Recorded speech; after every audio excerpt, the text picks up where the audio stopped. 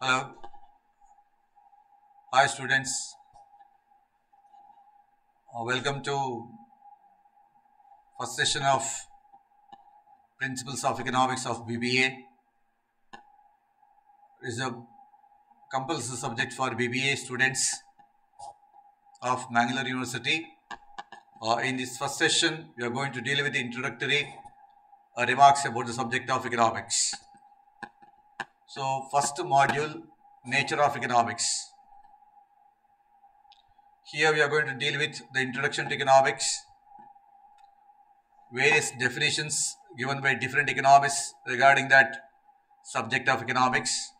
Among them, two celebrated definitions, wealth definition and welfare definition.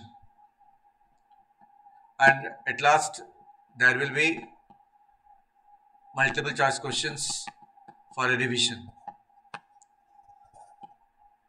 What is the objective of this class?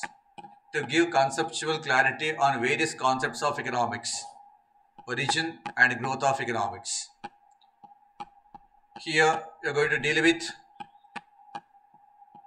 how that subject of economics has been developed, who originated it, who are the other economists who contributed for the development of the subject, in what way it has enlarged its scope, and what is the present condition. All these things are going to be discussed here. After the session, you are going to have knowledge about all these things. It deals with the basic economic principles that helps to understand the process of decision making by individuals. The purpose of this class is to enable students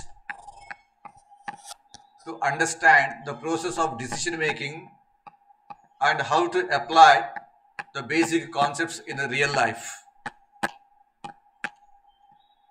Okay, after dealing with this topic, what will be the outcome? The learner can understand different concepts of economics and can apply the same in the real day-to-day economic activities. You are going to have the knowledge about certain concepts of economics, and you are able to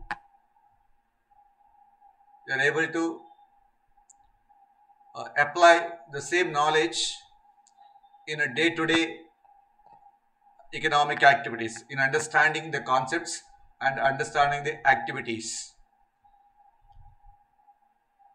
Let me start with the introduction. What is economics?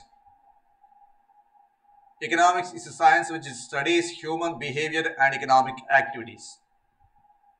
The purpose of economics is to understand how human beings behave as far as economic aspects are concerned. Behavior of human beings related to economic activities is studied by the subject of economics. The term economics is derived from two Greek words, oikos and nomos, which mean household management. Household management.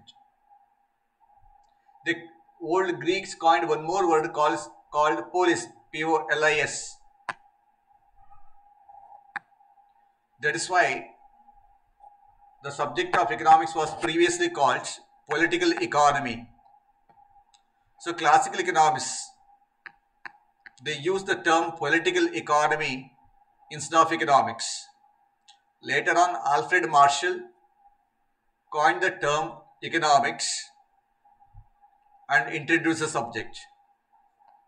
So basically, the subject economics is derived from two Greek words, oikos and nomos, which means household management. So economics as a subject deals with how to manage the household. It deals with economic activities, economic behavior of individuals. What are economic behaviors? What are economic activities? Activities which are related to money earning, money spending, income earning and income spending activities.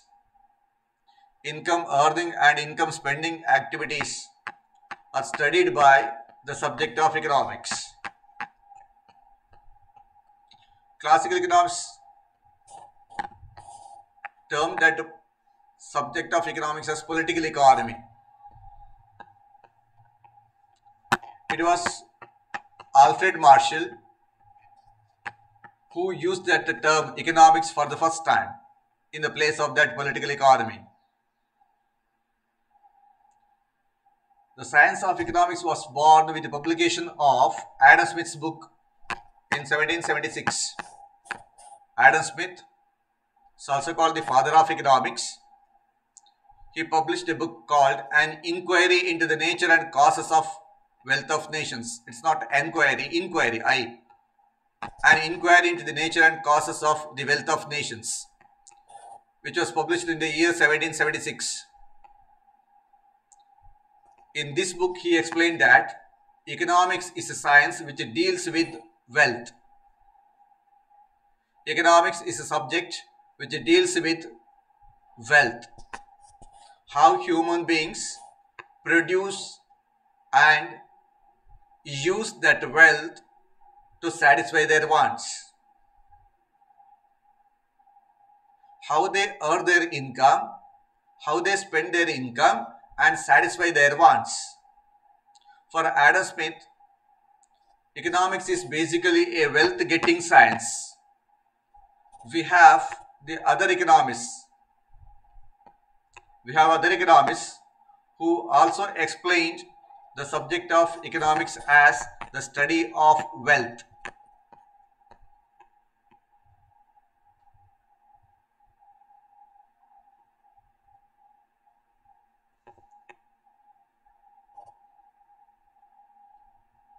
The subject of economics has two divisions: economic analysis and economic policy. Economic analysis deals with how goods and services are produced and distributed within the society. Economic analysis studies how economy organizes different types of economic activities such as production, consumption, distribution, exchange, and all those things.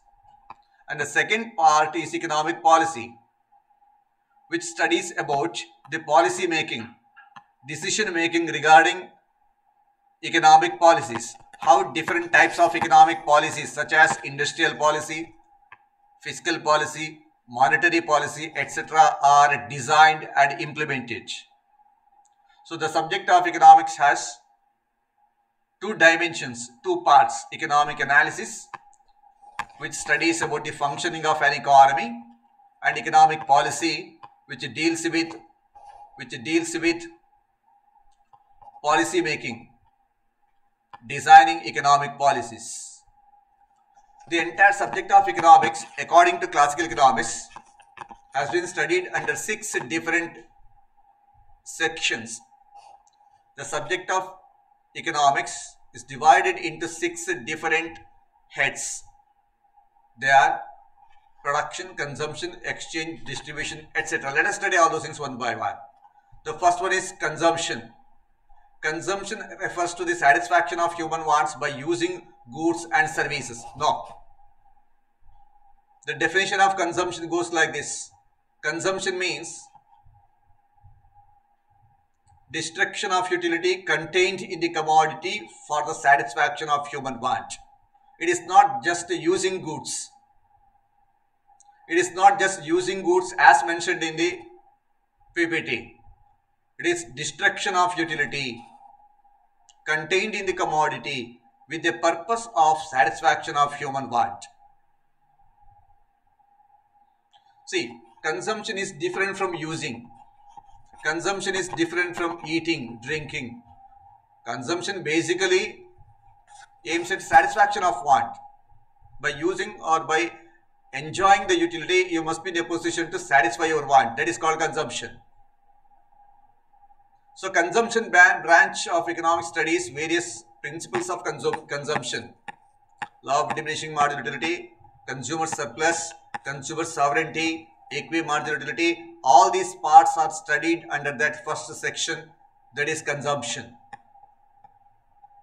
The second one is production branch. This branch deals with utility creation. Production means creation of goods and services by using factors of production. That is the ordinary meaning. That is the ordinary meaning, layman's meaning. But actually production means utility creation. Being economist, you have to use economic terms rather than a layman's definition. The PPT says that creation of goods. Production means creation of goods. No. Production means creation of utility contained in a commodity. Commodities, goods and services are having utility. But the amount of utility may be not up to the expectation.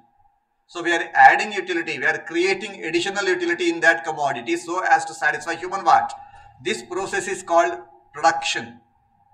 So conversion of sugarcane into sugar. Sugarcane has utility but less utility. You cannot prepare a cup of coffee or tea by using that sugarcane. But you can prepare a cup of tea or coffee by using that sugar. So conversion of sugarcane into sugar is called production. Conversion of cotton into cloth is called production. So in simple, production means utility creation. So all those law of variable proportions, returns to scale, factors of production, all those things are coming under that production branch of economics. Third one is exchange. Exchange means another form of economic activity which creates place utility, time utility, service utility. Buying and selling of goods and services for the satisfaction of wants. All types of trading activities are coming under here. Exchange of goods and services. Why we exchange goods and services? For the satisfaction of human want. That is the purpose of exchange. Whatever we have, if that commodity is not required for self-consumption, then if you are in need of some other commodity, then we exchange our goods each other. That is to facilitate consumption or satisfaction of human want. The fourth branch of economics is distribution. Distribution means not distribution of goods and services, distribution of income. Distribution means distribution of income. The process of distribution of rewards for factors of production is called distribution.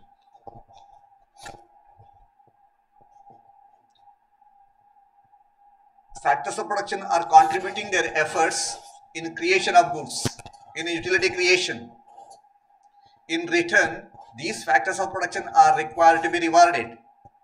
This process is called distribution. Once we create goods and services, we convert them into cash, money.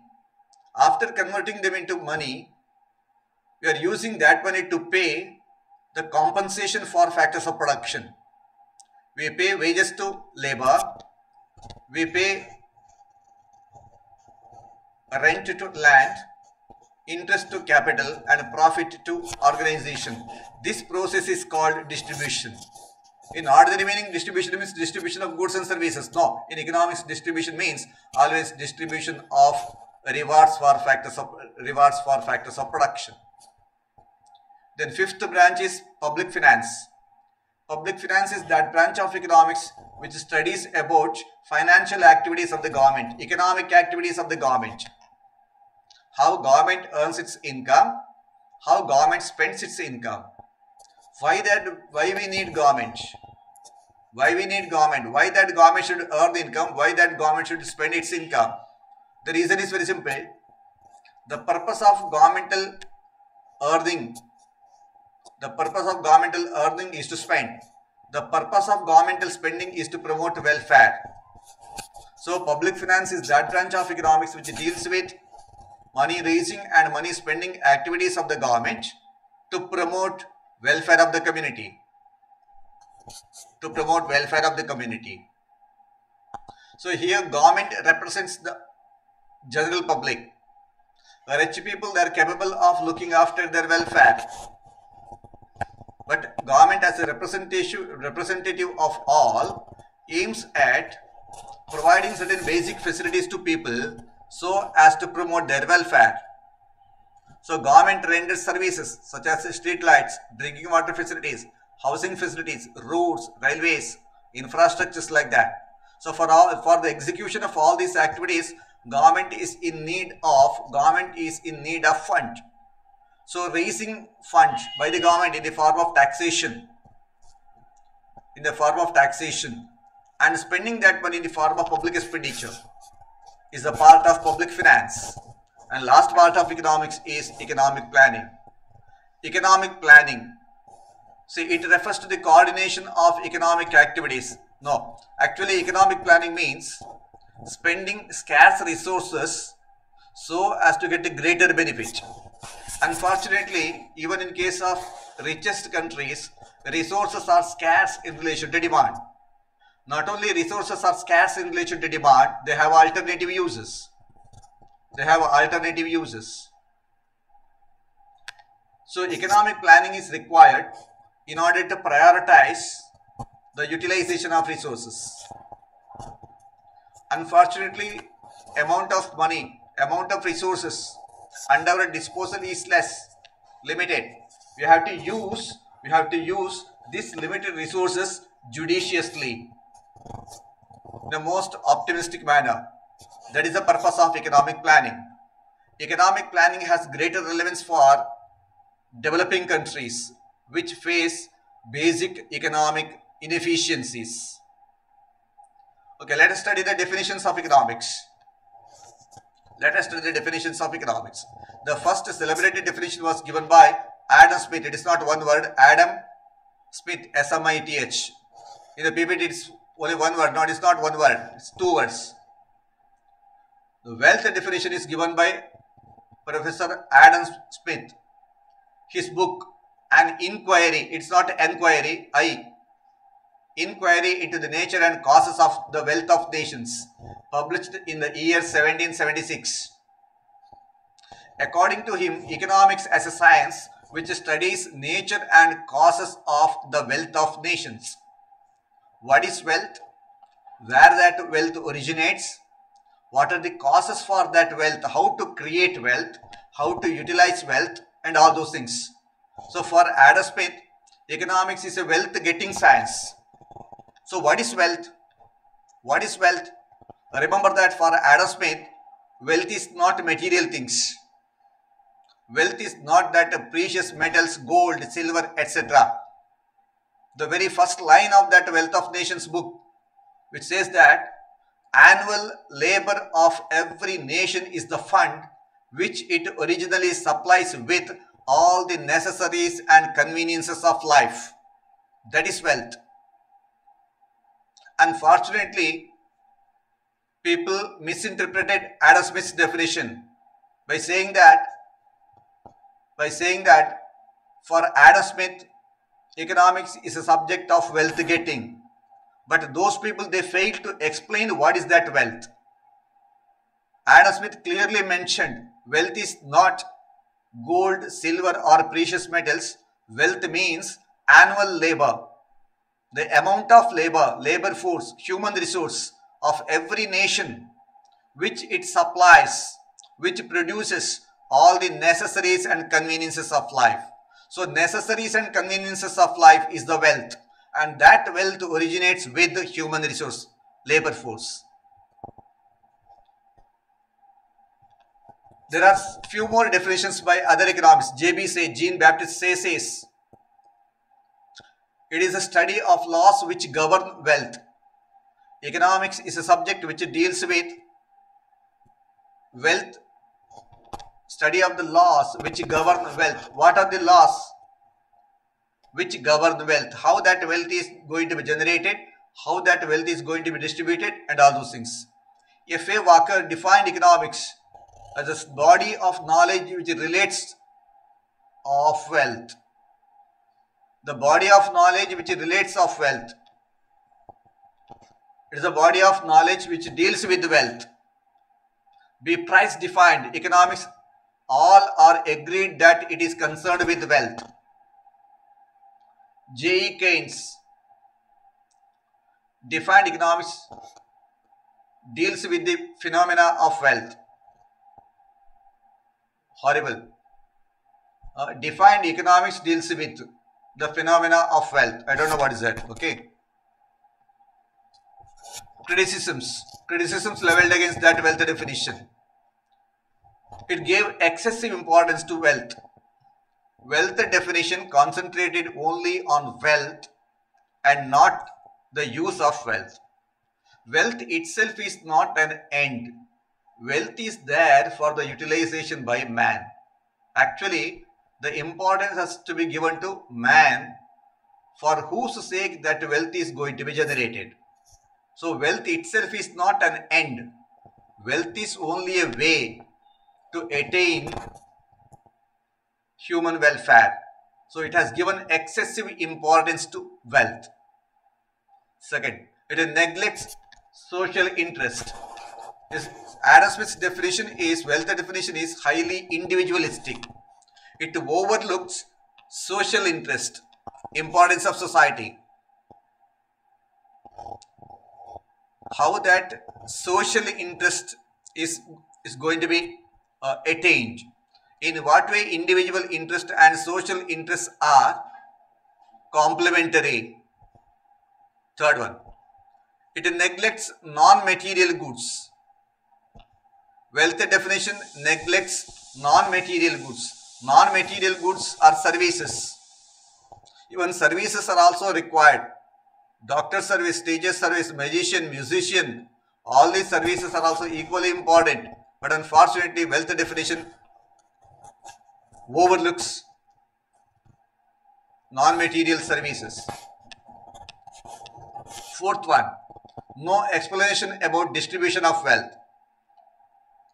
Wealth definition only focuses on creation of wealth. It focuses only on creation of wealth. Production of wealth is not an end. That wealth is going to be generated for the use of man. So how that produced wealth is going to be distributed? How that produced wealth is going to be consumed? There is no explanation. There is no remarks in that wealth definition. No indication of way of wealth. No indication of way of wealth. How to generate wealth. But Adam Smith said that one. Okay, this is not a valid criticism. No indication of way of wealth.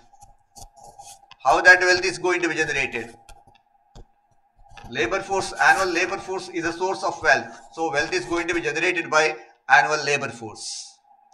So on the contrary to this, a modified definition was given by Alfred Marshall.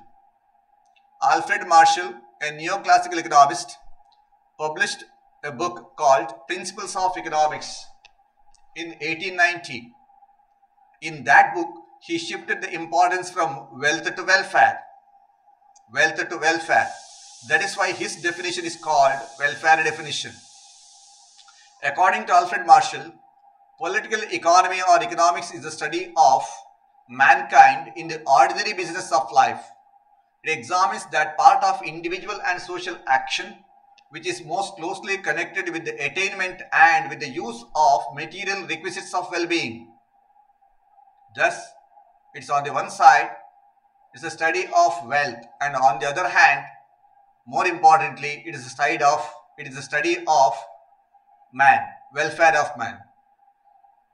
So, more elaborated definition was given by Alfred Marshall, where he said, economics is the study of mankind. It studies about human behavior, human beings. As a study of human beings, it studies the ordinary business of life, how an individual reacts, interacts in a society. In his day-to-day life, how an individual behaves. Remember that individual behavior is of different types, whereas economics deals with only that part of individual and social action which is most closely connected with the attainment and with the use of material requisites of well-being. How that material things are produced, how these material things are used for the welfare of man, that is a concern of economics. Most closely connected with the attainment and the use. acquisition, production of material things and use of that material things in order to promote human welfare is the concern of economics. On the one hand, it studies wealth, and on the other hand, more importantly, it is the study of man, human beings. So on the one hand, it studies wealth, on the other hand, it studies welfare of man. That is what that definition is called, welfare definition. This welfare definition has been criticized by later economists. First criticism has made the scope of economics narrow. Welfare definition concerned with only material things.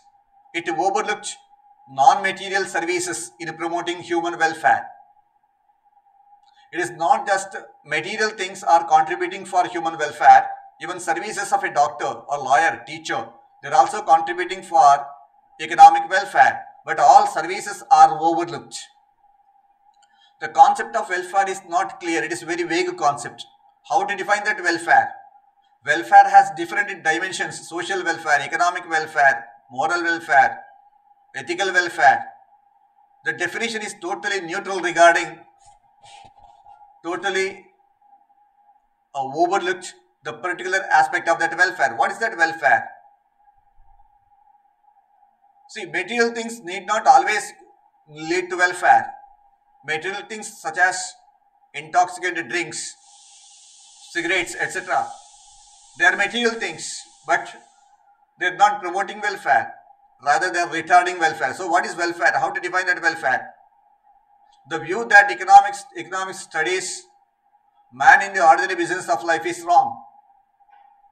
We cannot say that economics studies the human behavior in ordinary day-to-day business of life. And last criticism is economics is not a normative science. It is not a normative science, it's a positive science. Then no, economics is both normative as well as a positive science. According to your welfare definition, economics is only a normative science. But economics is both a normative as well as a positive science. So these are the reference books. People referred, I doubt whether people referred these books to prepare this PPT. H.L. Ahuja, D. Bose, K.K. Dewitt. And this is the revision questions. The term economics was derived from Latin word, Russian word, Greek, Rome word. The subject of economics, the term economics is derived from oikos and nomos, two Greek words. So C is the answer. Economics is the study of human mind, behavior, body, style. No, economics is not a study of human mind. It is psychology which studies about human mind. It is not, economics is not the study of human body. Human body is studied by anatomy. So the right answer is human behavior. Economics is the study of human behavior. Contributor of wealth definition. Who contributed that wealth definition? Robbins, Marshall, Adam Smith, Amartya Sen. Wealth definition is given by Adam Smith. Marshall's definition is welfare definition. Robinson's definition is scarcity definition. Welfare definition by Alfred Marshall. Fourth question. Father of welfare definition. We call only father of economics. We don't call father of welfare definition. Okay. So who gave that welfare definition? Alfred Marshall, Adam Smith, Hicks, Menger. It's Alfred Marshall. Okay. Fifth one, the book Principles of Economics is published in the year. The book Principles of Economics written by Alfred Marshall was published in the year 1890. These are the answers. Okay, this is about the first session.